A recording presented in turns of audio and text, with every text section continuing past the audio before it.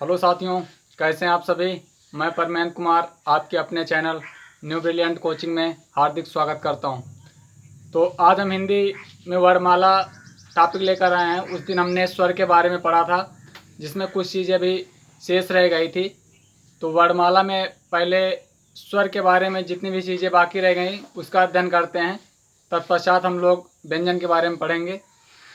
तो स्वर में हम लोगों ने पढ़ा था ह्रस्व स्वर क्या होते हैं, दीर्घ स्वर क्या होते हैं। देखिए, ह्रस्व स्वर और दीर्घ स्वर को एक मात्रिक या द्विमात्रिक स्वर कहते हैं। हम लोग उस दिन बताए थे कि अंक और आहा को हम अयोग वाह कहते हैं। तो आज हम ऋषि के बारे में बात करते हैं।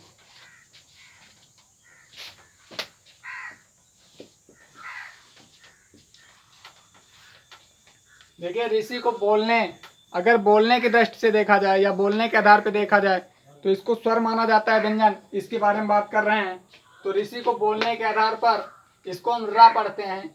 तो इसको जब रा पढ़ते हैं, क्योंकि जैसे ये लिखा है तो पढ़ते हैं क्री, तो रा आता है। तो ऋषि को बोलने के आधार पर हम व्यंजन मानते हैं। क्या मानते हैं? व्यंजन मानते हैं। ऋषि को बोलने के आधार पर व्यंजन मानते हैं। और ऋषि को लिखावट के आधार पर, किसके आधार पर? लिखावट के आधार पर स्वर माना जाता है।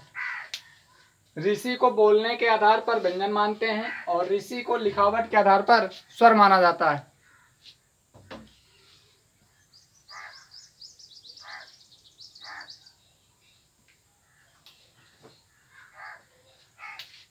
फिर बात करते हैं शुद्ध स्वरों की संख्या कितनी होती है, कुल स्वरों की संख्या कितनी होती है, और वर्णमाला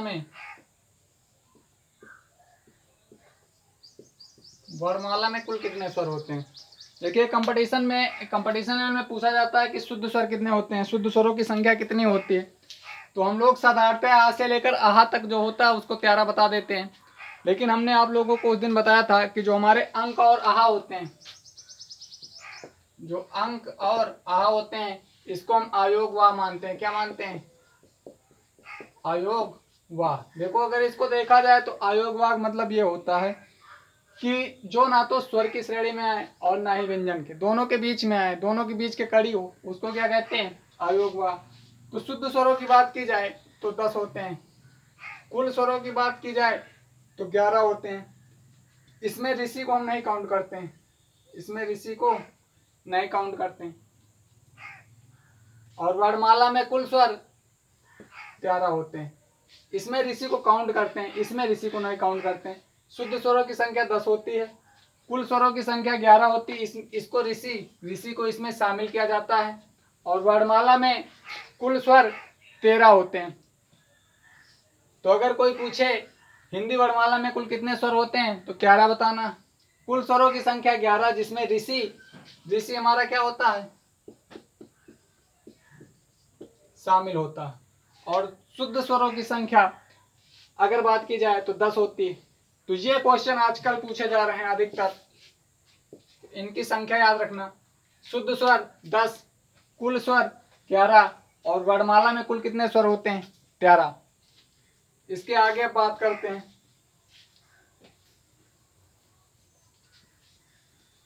देखिए, अब हम लोग पढ़ रहे हैं जो हमारे होठ होते हैं, होठों के आकृति के आधार पर जो हमारे होठ होते हैं,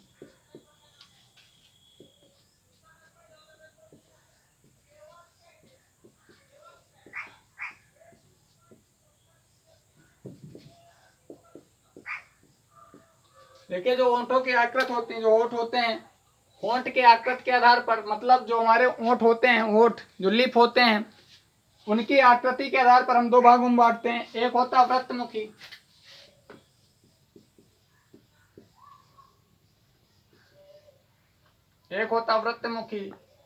एक होता है अवृत्तमुखी। देखिए, इसमें एक शब्द मिल रहा है वृत्त। तो वृत्त क्या होता है? आप लोगों ने गणित में पढ़ा होगा, जो गोल होता है उसको हम वृत्त कहते हैं। तो वृत्तमुखी स्वर हमारे ऐसे होते हैं जिनको बोलने में हमारे ओठ की आकृति गोल होती है। ओठ की जो आकृति होती है वो गोल हो जाती है, अर्थात ओठ गोल हो तो उसको हम क्या कहते हैं, व्रतमुखी कहते हैं। तो ऐसे कौन कौन से स्वर हैं, देखिए आप लोग, ऊ, छोटा ऊ और बड़ा ऊ जो होता ऊ अगर बोलो तो ओठ हमारे क्या होते हैं, गोल होते हैं। तो छोटा ऊ, बड़ा ऊ और छोटा ओ और बड़ा ओ, ये व्रतमुखी होते हैं। इसके अलावा जितने बच रहे हैं वो अव्रतमुखी होते हैं। देखिए हिंदी में आप लोग जानते हैं कि आ शब्द जब लग जाता है तो निगेटिव अर्थ इंडिकेशन देता है, निगेटिव अर्थ प्रदर्शित करने लगता है, दर्शाने लगता है। तो आ लग गया, मतलब जिसमें व्रतमुखी वाली कंडीशन ना हो उसको अव्रतमुखी कहते हैं। तो इसकी संख्या इनमें हम देखते हैं कौन कौन से आता है, छोटा, बड़ा, छोटी, बड़ी। छोटा ऊ बड़ा ऊ हो गया, ऋषि को हमको इसमें शामिल नहीं करना। छोटा ए, बड़ा ए, ओ हो गया, इतने होते हैं। तो इतनी बात समझ में आ गई होगी। होठों के आकृति के आधार पर दो भागों में व्रतमुखी, अव्रतमुखी। व्रतमुखी जिसको बोलने में हमारे होठों की आकृति गोल हो उसको व्रतमुखी कहते हैं।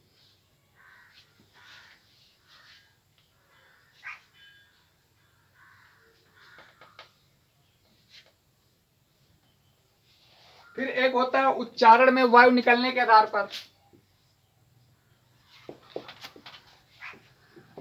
उच्चारण में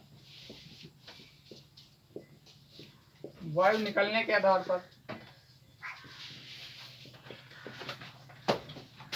उच्चारण में वायु निकलने के आधार पर स्वरों को फिर हम दो भागों में बांटते हैं। एक होता है अनुनासिक, एक होता है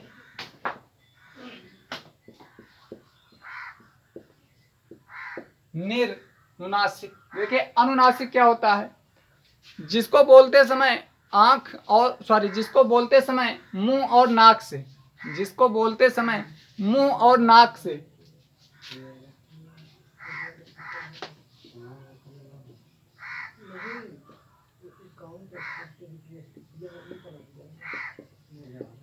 जो वायु होती है वो मुख और नाक, मुख व नाक दोनों से निकले, मुख व नाक दोनों से निकले। और निर्नुनासिक क्या होता है, इसमें जो वायु होती है वो केवल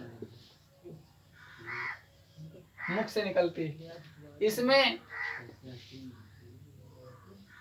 अंक और आह को छोड़कर जो हमारे स्वर होते हैं वो आते हैं। और इसमें अनुनासिक में हम चंद्रबिंदी का प्रयोग करते हैं। किसका प्रयोग करते हैं, चंद्रबिंदी का प्रयोग करते हैं।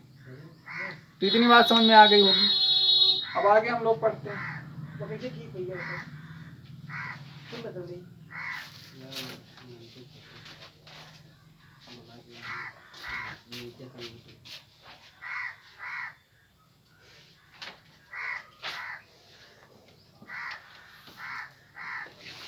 फिर अब हम बात कर रहे हैं, एक होता हमारा अंक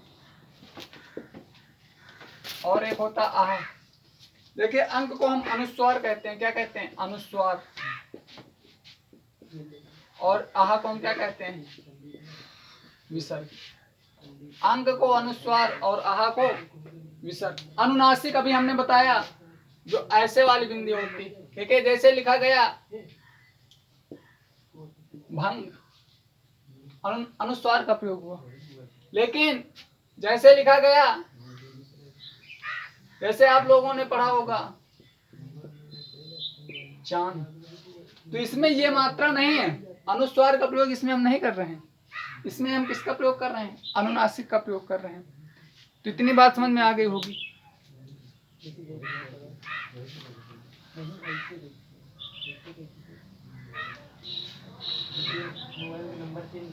देखिए उस दिन हमने आप लोगों को बताया था संयुक्त स्वर हमारे 4 होते हैं। आज इसकी हमारी थोड़ी जरूरत पड़ेगी। अब हम देखते हैं जो हमारी मतलब उच्चारण स्थान होते हैं,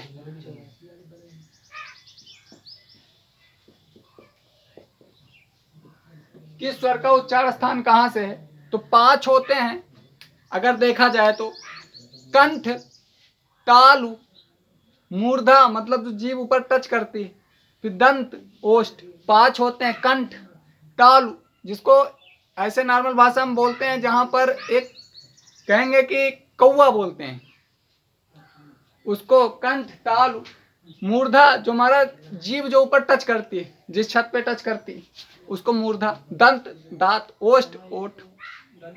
तो जो हमारे स्वर होते हैं, सबसे पहले अगर बात की जाए तो यहाँ से आवाज पेट से आती, जैसे यहाँ से आई तो सबसे पहले कंठ। हम लोग किसकी बात करते हैं?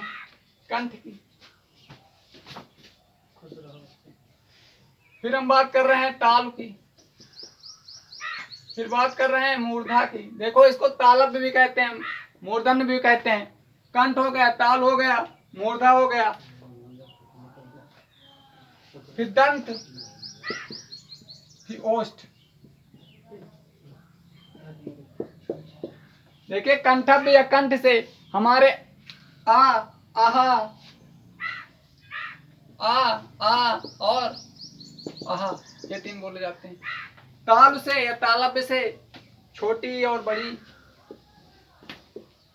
मूर्धा से हमारा री से ऋषि। दंत से, देखिए दंत से हमारे अगर देखा जाए तो स्वर में कोई भी स्वर उच्चारित नहीं होता, कोई भी स्वर नहीं बोला जाता।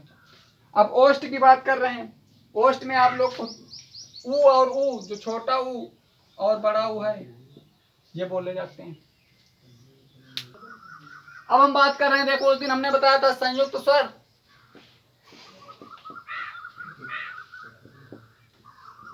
ये 4 बताए थे।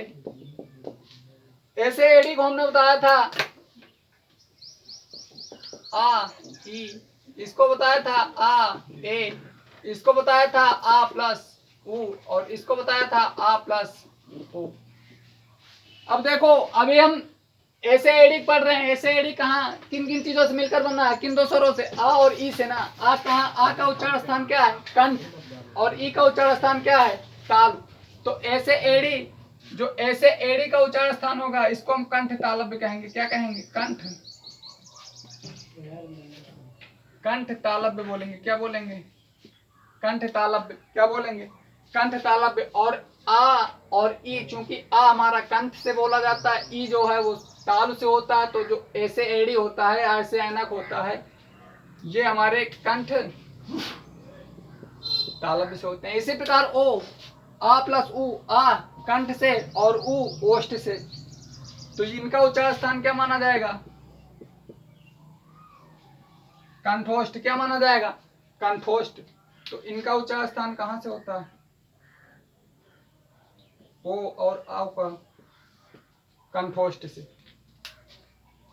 तो बात की जाए, अब हम लोग आगे बात करेंगे कि सघोष, अघोष में कौन से स्वर आते हैं, अल्प प्राण, महाप्राण।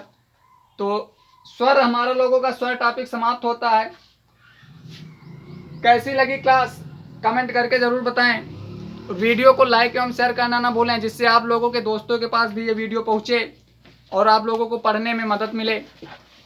आप लोग अपने चैनल न्यू ब्रिलियंट कोचिंग को सब्सक्राइब करें, और आप लोगों को निरंतर हमारे चैनल द्वारा, हमारी कोचिंग द्वारा कंपटीशन क्लास हो या कक्षा 9 से 12 तक हो, सभी कक्षाएं, सभी की तैयारी विधिवत पूर्ण रूप से कराई जाएगी।